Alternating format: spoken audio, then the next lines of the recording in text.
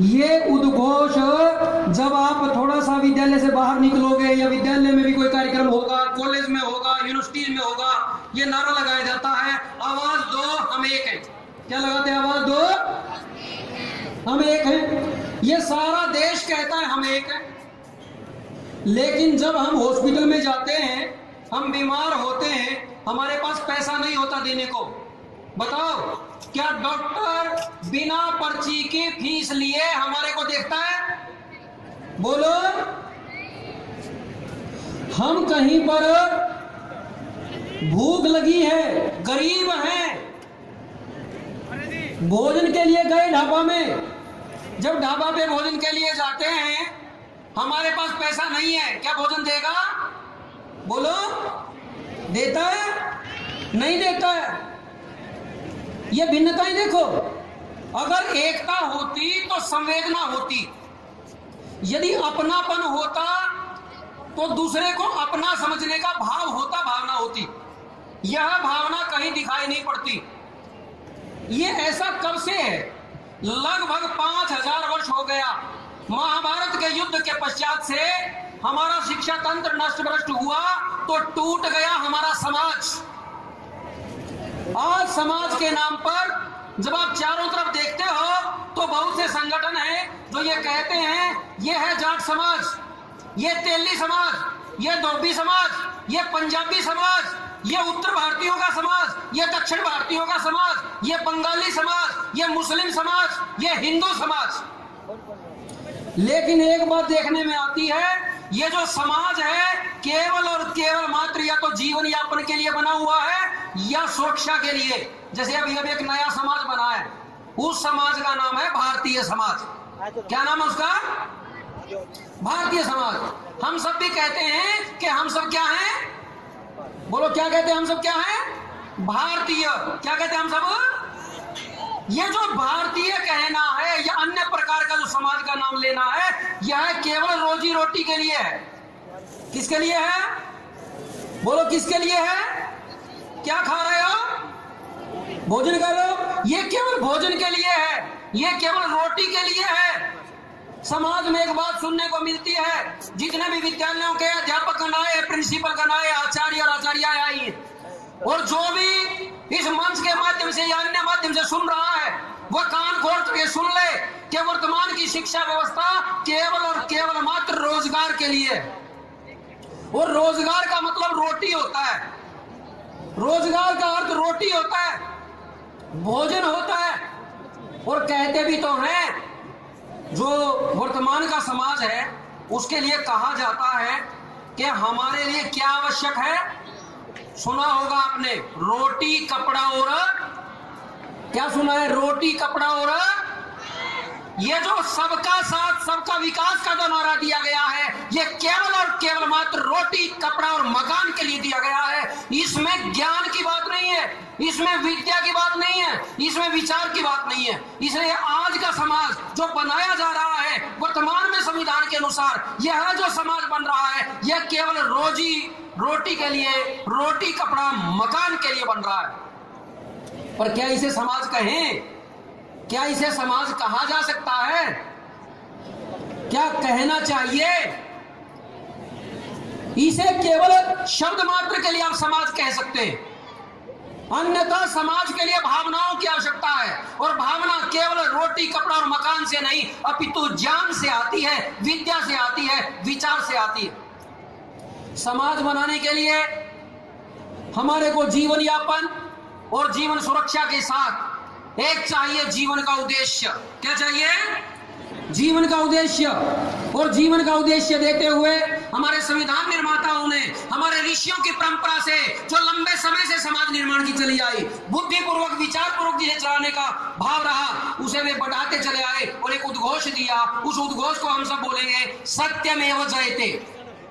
मैं बोलूंगा सत्यमेव, आप बोलेंगे जयते। सत्यमेव सत्यमेव सत्यमेव, यही है समाज का उद्देश्य, यह समाज का उद्देश्य है। और एक आर्य छात्र को अपना उद्देश्य साफ स्पष्ट रहता है। हमारे ऋषि मुनियों ने कहा है यदि पहाड़ जैसा दुख भी आए, भले ही जान चली जाए, तब भी वह असत्य का वर्ण ना करे। यदि साम्राज्य भी मिलता हो, यदि राष्ट्र का हमें बड़े से बड़ा पद भी मिलता हो, तो भी हम सत्य के साथ कोई समझौता ना करें। और जो सत्य के साथ समझौता नहीं करता वही है आर्य छात्र। और ऐसे आर्य छात्र ही समाज के निर्माण में अपनी भूमिका तय कर सकते हैं, ना कि वे लोग जो चंद छोटे मोटे लोभ, लालच, अन्य प्रकार से झूठ बोल दिया करते हैं। वर्तमान की शिक्षा में तो कहते हैं ये जो जीभ है ना, बिना हाड़ मांस की है, कहते हैं फिसल जाती है। और मनुष्य की परिभाषा में कहते हैं टू इर इज ह्यूमन, कहते हैं आदमी गलती का पुतला है। लेकिन एक आर्य छात्र गलती का पुतला नहीं होता। वह अपने स्वतंत्रता सेनानियों, वह अपने आर्य पूर्वजों से सिद्धांतों को सीखता है। जैसे आर्य पूर्वज भगत सिंह, चंद्रशेखर आजाद, राम प्रसाद बिस्मिल, झांसी की रानी, पृथ्वीराज चौहान, श्री राम, श्री कृष्ण, हमें अपने उन आर्य पूर्वजों से, श्री राम से, श्री कृष्ण से हमें अपना मार्गदर्शन प्राप्त करना है। हम अपना मार्गदर्शन प्राप्त करेंगे और समाज का निर्माण करेंगे। और समाज के निर्माण में आर्य छात्र और आर्य छात्रा बहुत बड़ा योगदान कर सकते हैं। और इनका योगदान प्रारंभ होता है परिवार से, क्योंकि समाज का निर्माण परिवार से शुरू होता है। यदि हमारे परिवारों में हमारे माता पिता किसी प्रकार का ऐसा कृत्य करते हैं जिसमें आर्यत्व तो नहीं झलकता, बीड़ी, सिगरेट, शराब, कबाब, नाश, मांस, अंडा, मट्टी, अन्य प्रकार का खान पान परिवारों में है, तो आर्य छात्र सिद्धांतों से युक्त हो जाता है। वह अपने पिता से वह बुराइयों को छुड़वाता है, वह अपनी माता से भी बुराइयों को छुड़वाता है। ऐसा नहीं है कि केवल और केवल मात्र हम अपने माता और पिताओं से सीखते हैं, अपितु हम अपने माता पिता को, क्योंकि हम विद्यालयों में शिक्षा को ग्रहण किए हैं, इस शिक्षा को आगे दे सकते हैं, प्रारंभ कर सकते हैं परिवार से। दूसरा प्रारंभ कर सकते हैं गांव से। जिस प्रकार का कार्यक्रम यहाँ आयोजन किया गया, कुछ काव्य कविताएं की गई, आप गांव में इस प्रकार का संगठन खड़ा कर सकते हो।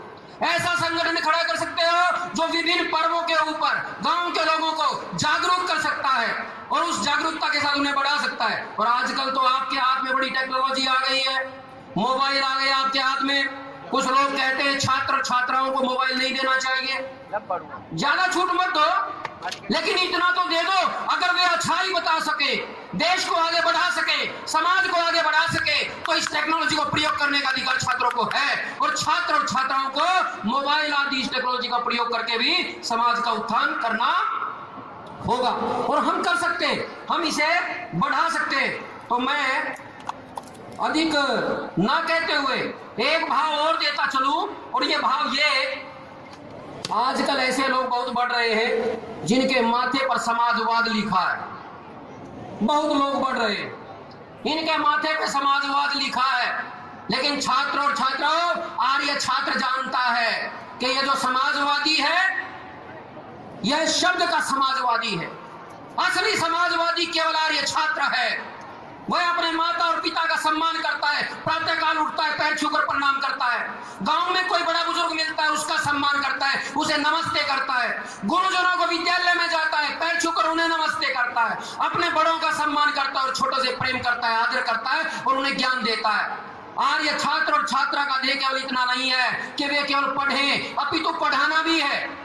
आर्य छात्र का काम है पढ़ना और पढ़ाना। आर्य छात्र का काम है सुनना और सुनाना। जैसा आप यहाँ सुन रहे हो, वैसा ही विद्यालय में जाकर के, अपने ग्राम में जाकर के हमें बताना है। और जो ऐसे ऐसे समाजवादी भटक रहे हैं, उनके लिए मैं कहना चाहूंगा, जिनके माथे पर सामाजिकता की रेखा है, जिनके माथे पर सामाजिकता की रेखा है, हमने उन्हें समाज तोड़ते शहर जलाते देखा। छात्रों छात्राओं, शहरों को जलाने वाले समाजवादी, हमें जाति पाति में बांटने वाले समाजवादी, इन्हें हमें मिटाना होगा। और हम मिटाएंगे, केवल नारे से हम एक नहीं हो सकते। आवाज दो, हम एक हैं कहने से हम एक नहीं हो सकते। हमें विचार करना है, हमें ज्ञान ग्रहण करना है और न केवल ग्रहण करना है अपितु अन्यों तक भी पहुंचाना है। हमें इस समाज को एक करना है और समाज को एक करना ही समाज की निर्माण प्रक्रिया है। और इस निर्माण प्रक्रिया में बहुत बड़ा योगदान आप और हम सब मिल करके दे सकते हैं। और आर्य छात्र की जो पहचान है, एक मैं जरूर आपके सामने बोलना चाहूं, वह है आर्य छात्र की तस्वीर, सशक्त बुद्धि सबल शरीर। इसको दोहराएंगे मेरे साथ, आर्य छात्र की तस्वीर, एक साथ भोजन को थोड़ा छोड़ते हुए, आर्य छात्र की तस्वीर, सशक्त बुद्धि सबल शरीर। हमारी बुद्धि सशक्त हो और शरीर सबल हो। भोजन करने के बाद नित्य प्रति हम आहार दृढ़ता पूर्वक लें, व्यायाम आदि का भी इसमें प्रचलन हो, अपना समय उसके लिए भी निकालें। और बौद्धिकता का जो है प्रकल्प ये जो बढ़ रहा है, इसे भी हम बढ़ाते चलें। और आर्य छात्र का पुरुषार्थ ही है जो इस समाज का निर्माण करेगा और समाज निर्माण से ही होगा राष्ट्र का निर्माण। हम राष्ट्र के निर्माण के लिए बढ़ेंगे, जय आर्यवर्त के लिए बढ़ेंगे, हम दृढ़ता पूर्वक पुरुषार्थ करेंगे। यही भाव संकल्प हम यहाँ सम्मेलन से लेकर के जाए। धन्यवाद।